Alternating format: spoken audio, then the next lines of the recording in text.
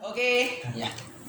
Ya, kembali lagi bersama saya Kak Dito dalam channel Cakti School. Masih dengan tema yang sama, ya, ini self improvement atau pengembangan diri. Kita lanjut ke pertanyaan selanjutnya ya, Pak Agung, Mbak Yulita, Mas Taufik. Soal pengembangan diri nih ya. Kan apa sih peran yang bisa dilakukan oleh orang tua agar anak itu mampu mengembangkan diri, mengembangkan bakatnya secara tepat di jalur yang benar. Nah, karena di sini yang kelihatannya paling senior adalah Pak Agung, saya mau nanya ini cukup ke Pak Agung aja. Gitu. Gimana Pak Agung? Saya kayaknya berada di tempat yang salah ini. Karena kalau untuk menjadi benar kita perlu. Jadi Pak Agung malah justru kayak memang benar-benar orang tua yang milenial. Orang tua tapi milenial nih ya. Kalau gitu saya ngelamar jadi anak adopsi aja, Pak. Kakinya berapa? Ada 2. Saya cuma adop yang kakinya 4. Baik. Sebenarnya jadi orang tua itu tidak mudah. Ya, tidak mudah. Saya juga merasakan. Ternyata jadi orang tua itu harus mau berkembang juga, harus mau mengembangkan diri juga. Kenapa? Perbedaan zaman, perbedaan teknologi, perbedaan budaya sangat-sangat mencolok. Kita nggak bisa memaksakan anak itu sesuai dengan apa yang dididikkan ke kita oleh orang tua kita lanjutkan ke anak. Value-nya tetap sama, cara mendidiknya akan sangat berbeda. Value yang kita turunkan, nilai-nilai yang kita turunkan diusahakan sama, karena itu nilai-nilai yang bagus. Tetapi metodenya sudah jauh berbeda. Jangan lupa orang tuh, ini banyak, saya termasuk melakukan kesalahan dulu ya. Maaf nih anak-anakku yang tersayang ya. Ya, saya maafkan. Papa harus banyak belajar. Gini, terkadang sebagai orang tua kita sering memaksakan apa yang kita anggap benar kepada anak kita. Ya, itu sering terjadi. Saya juga ngalamin ya. Sering terjadi karena menganggap apa yang kita lihat itu yang terbaik buat anak-anak. Belum tentu, ingat. Yang menjalani itu anak kita loh. Anak kita. Kadang-kadang pressure dari orang tua itu malah bisa menimbulkan stres terhadap anak. Iya. Sehingga potensi anak sendiri, mereka punya potensi sendiri, punya passion sendiri, karena kita terlalu mengarahkan sesuai kemauan orang tua, passionnya malah hilang. Ya. Jadi orang tua harus pinter-pinter setback, harus pinter-pinter menarik diri sehingga mendukung anaknya, apapun yang diinginkan anaknya kita dukung, karena pengembangan anak itu bukan pengembangan kita nih. Kita ini mendukung perkembangan anak, bukan perkembangan diri kita. Kalau kita yang mengarahkan anak, ya kita yang berkembang dong. Kita maunya anak seperti kita. Jangan seperti itu. Jangan salah ya. Mohon maaf untuk orang tua yang lain, bukan bermaksud menggurui ya. Tetapi kita sebagai orang tua harus mampu menarik diri kita sehingga kita tidak memberikan tekanan kepada anak, tetapi justru memberikan dukungan kepada anak. Oke. Ingat, zamannya kita, zaman anak kita, orang tua dulu itu sudah sangat berbeda. Budayanya sangat berbeda, nilainya diusahakan sama. Nilai-nilai moral, nilai-nilai keagamaan, ya nilai-nilai sosial, itu sama, karena nilainya dari dulu tetap baik. Nggak ada yang ngomong kalau anak rajin sholat itu jelek, itu nggak ada. Selalu baik. Ya, nilai yang diturunkan itu sama, metodenya berbeda, budayanya karena berbeda. Oke. Itu ya. Nah, dari saya. Itu. Ini pesan untuk para orang tua mungkin ya. Jadi Mohon maaf nih ya, para orang tua saya minta. Gak apa-apa. Masuk nunggu. Jadi sedih gini. Justru ini lebih untuk apa? Pemberitahuan Kedepannya nih ya, mau bakal jadi orang tua. yang mungkin saat ini ada yang memaksa anaknya harus seperti ini, harus seperti itu, gitu. Kadang-kadang memaksa itu nggak baik. Iya, Sangat memang. tidak baik, ya. Menimbulkan stres kepada anak itu. Lebih baik orang tua, apa tadi kata Pak Agung ya? Harus berani menarik diri dulu. Iya, betul. Bukan mengarahkan terlalu, bukan menekan ke anak, tetapi mendukung gitu. Iya, mendukung. Aku jadi pengen didukung lagi. Saya dukung Mas, maju partai mana? Saya jadi partai MC kuat aja lah, MC ganteng. Oke, tadi kalau dari sisi ini ya, Orang senior. orang senior. Nah, kalau orang junior, bukan ya, ini yang generasi muda. Yang lebih muda, ini pertanyaannya Yang beda generasi lagi. muda yang nantinya jadi mama muda atau Ini beda lagi nih, aku mau ngasih pertanyaan ke Mbak Yul sama Mas Taufik, beda lagi. Jadi pertanyaannya, gimana sih supaya anak-anak milenial Iya. itu bisa mengembangkan diri di jalur yang tepat. Misalnya sesuai bakatnya kah, ataukah ikut arus, ataukah ikut-ikut teman aja deh, ikut yang tren, atau gimana? Atau tetap pada fokus yang pengen dia cita-citakan? Oke, silakan Mas Topik dulu mungkin. Oh iya, ya mungkin sebelum ke pertanyaan itu saya ingin, kan tadi masalah bimbingan orang tua gitu ya ke anak untuk pengembangan diri, Ya. yang dari sudut pandang anak muda gitu ya. Ya. Saya kan anak muda. Saya lebih muda. saya Masih muda, Mas. setengah muda setengah tua, Pak. Masih muda tuh Mas. Ya merasa muda aja. Pak. Jadi jiwa muda ya. Iya. Iya, jadi gini, kalau misalnya dari sudut pandang saya, kan saya masih belum jadi orang tua, masih anak-anak lah. Kayaknya kesabaran deh jadi orang tua. Masih unyu-unyu. Masih unyu-unyu. Ya. Saya dikira masih SMP kok sama orang-orang di kampung. Alhamdulillah itu berkah Mas. Satu berkah itu Mas. Iya, Gimana, jadi gimana? gini, kalau pertama poin yang penting itu menurut saya orang tua harus mengenal anaknya, misalnya orang tua harus tahu ini apa namanya karakternya gimana, sukanya apa, yang nggak disuka itu apa misalnya. Saya anak ini nggak suka diperintah untuk apa namanya yang terlalu keras atau terlalu ini. Pertama harus orang tua menurut saya harus mengenal dulu karakternya anaknya seperti apa kayak gitu. Terus yang kedua, selain mendukung, menurut saya seorang anak itu perlu dikasih bimbingan juga, walaupun bukan untuk memaksa tapi memberikan bimbingan atau memberikan arahan tapi bukan untuk memaksa gitu loh. Soalnya kita betul. bukan berarti dibiarkan saja udah terserah kamu mau apa, tapi tanpa orang tua memberikan bimbingan kita juga kadang nggak tahu arahnya gimana. Sebenarnya kan kita juga pengalamannya kurang jika dibandingkan dengan orang tua. Mungkin orang tua bisa memberikan apa namanya ilmunya atau apa seperti itu. Yang ketiga nanti sama seperti yang disampaikan oleh Pak Agung tadi, ya dukunglah apa yang menjadi passion anak atau yang menjadi keinginan anak gitu. Ya. Jangan memaksa. Jadi harus paham antara generasi mereka dengan generasi anaknya itu berbeda kayak gitu. Yang mungkin 3 poin penting itu yang tentang orang tua kayak gitu. Terus yang kedua tadi pertanyaannya Ya. gimana sih? Kaum Sampai lupa. milenial ini. Milenial. Jadi anak milenial itu harus ikut tren doang, Oh, iya. ataukah dia bertahan pada passionnya, keinginannya. Oh iya. Contohnya trennya berarti kayak apa Mas? Misalnya, wah hari ini nih yang lagi ngetren adalah model busana yang ini, aku ikutan deh gitu. Misalkan sekarang hari ini TikTok yang lagi rame, semua Nah. TikTokan gitu. Betul. Atau gimana? Asal bikin konten sembarangan gitu ya. Ya. Ataukah memang ya udah deh sesuai passion aja gitu. Mau terkenal kapan kek, Iya. terkenal nggak terkenal, yang penting hasil, yang penting proses itu gimana? Kalau Mas Iya. pilih yang mana? Mungkin Mbak Yulita dulu, saya mikir dulu. Ditanya mikir dulu. Oke, Mbak Yunita. Ini Mas Topik kayaknya lagi galau ini ya, mikir dulu jadinya. Baru aja saya mau nyusun kata-kata. Jadi gini Mas, saya ini termasuk apa yang dulunya pernah punya keinginan tersendiri, tetapi orang tua tidak mendukung. Oh. Ya, jadi waktu saya merasakan. SD, saya itu lebih mengembangkan diri itu untuk bernyanyi. Jadi setiap ada lomba ikut gitu. Dan itu seneng ya. Senang, itu senang sekali. Bahkan saya meninggalkan sekolah saya sampai 3 hari sampai 4 hari gitu. Demi Demi nyanyi. Wow. Nah, karena orang tua saya nggak mau saya terjun di dunia nyanyi seperti itu. Akhirnya mereka marah. Kamu disuruh sekolah kok malah nyanyi gitu. Karena saya kan nyanyi itu kan kayaknya senang banget gitu loh. Ya. Sampai nggak ingat belajar lagi, nggak ingat sekolah gitu kan. Tapi Padahal masih- orang tua saya pengennya saya sekolah dan belajar yang benar gitu.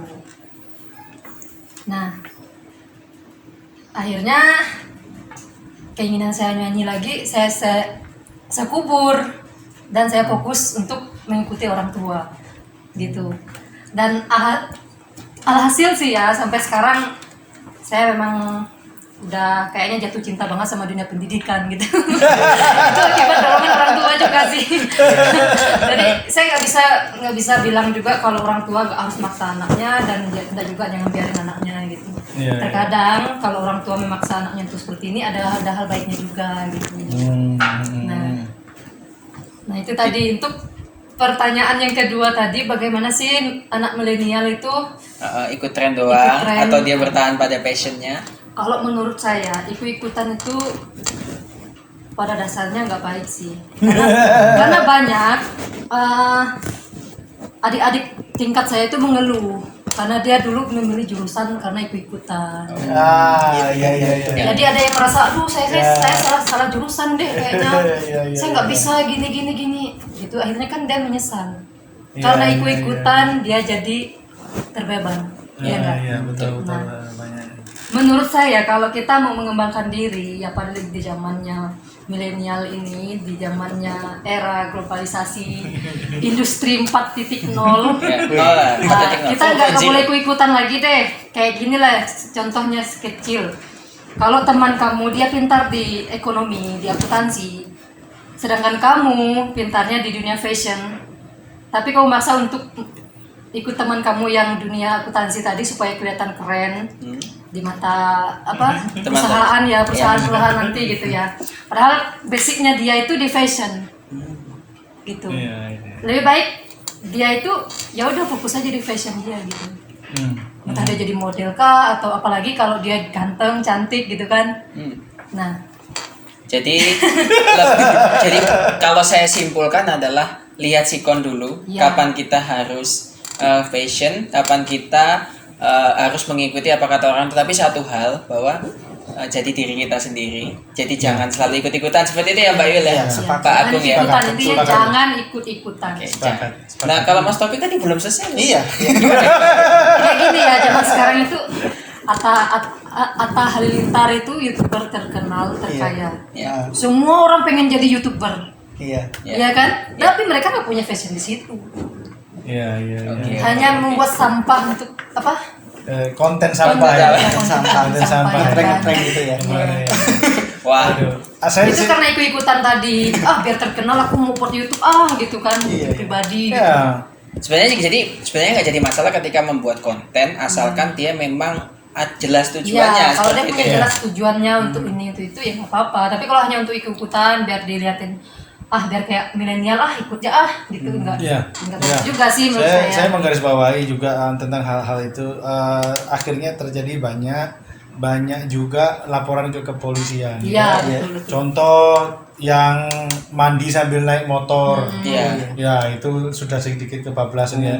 Cuma demi membuat konten YouTube, demi mengejar viewer dan follower atau apapun lah itu akhirnya sampai melanggar atau menyakiti orang lain. Ya contoh yang beberapa waktu lalu itu prank sampah ya, sampah. Itu sedikit mungkin kalau menurut saya bukan sedikit, itu agak kelewatan itu menurut saya gitu. Perlu saya tambahin lagi Mas, kalau misalnya kita di dunia pendidikan itu memang kita nggak boleh ikut-ikutan. Nggak boleh. Karena kita kan harus tahu kemampuan kita di mana. Betul. Karena kita lihat di zaman sekarang itu banyak mahasiswa yang ikut-ikutan karena lihat fakultas pengacara itu apa? Fakultas pengacara, advokat. Iya, keren. Tapi dia nggak ada kemampuan untuk membahas itu gitu. Misalnya dia kemarin SMA dia pintarnya di IPA, di matematika, sedangkan IPS-nya atau yang sosiologi apa segala macam itu yang membahas tentang nilainya nggak bagus-bagus amat gitu ya. PPKN nggak apa tuh yang Pancasilanya pendidikan kewarganegaraan. Dia di bawah gitu, tapi dia maksain dirinya karena ikut-ikutan biar kelihatan keren gitu dari fakultas lain gitu. Jadi mungkin akhirnya jadinya setengah-setengah ya. Gimana Mas Topik? Setengah matang ya. Jadi belum selesai loh. Saya setuju. Makanya kebanyakan pengacara masih belum selesai. Makanya banyak kan Mbak Yul? Makanya banyak lulusan pengacara zaman sekarang itu nganggur karena nggak punya skill. Kan sesuai sudah titelnya Mbak, pengacara, pengangguran banyak acara. Waduh, kalau ini bukan bermaksud disclaimer ya ini ya. Kita bicara real ya. Obrolan ini aja ya, obrolan santai, mohon jangan terlalu tersinggung. Nggak hanya hukum aja kok, banyak akuntansi, manajemen, banyak guru-guru yang mungkin dulunya dia pintar di sosiologi, di sejarah gitu, tapi dia masuk IPA untuk jadi bidan, untuk jadi dokter gitu. Betul, ya. Jadi intinya adalah know yourself. Know Know yourself. Know yourself before you know the world. Ya, jadi kalau menurut saya adalah kenali diri kita sebelum kita mengenali dunia, atau kenali diri kita maka kita akan mengenali dunia. Gini ya, Mas Taufik kan setuju ada ya. Orang kita aja belum kenal diri kita malah masuk ke dunia lain. Nah, Iya. dunia lain berarti Ini versi yang Gak kuat. gak kuat, saya gak kuat. Saya angkat tangan. Wah, seru banget nih, guys. Sis, para pemirsa di rumah. Sista maksudnya ya.